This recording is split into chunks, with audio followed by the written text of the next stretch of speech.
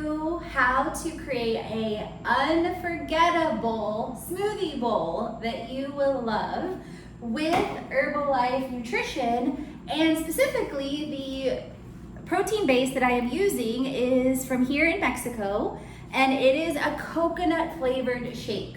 And I added 4 scoops of protein, which in this case with the Formula 1 is 18 grams of protein, okay? I already blended my base, so you can see like the beautiful blend that is happening here.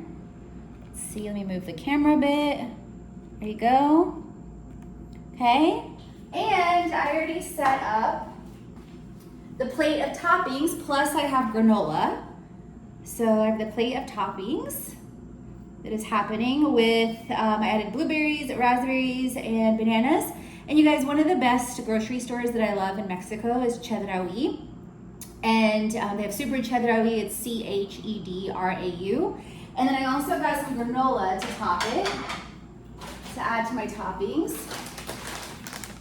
So Quaker, and it's arándanos y almendras. So I think it's cranberries and almonds, but also you can see raspberry and blueberry flavor too. So we are going to go ahead and add the toppings. Let's see. I know what I'm gonna do with the camera. So you're gonna come over here with me. There you go.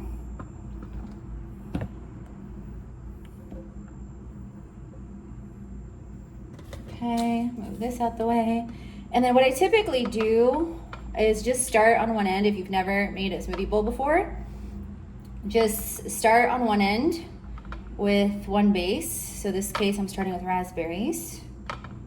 I love raspberries, you guys. They have such a special place in my heart because my grandma, Babcia Jadzia, in Poland, had raspberry bushes in her garden, and I would always go and pick them and even find worms inside of them.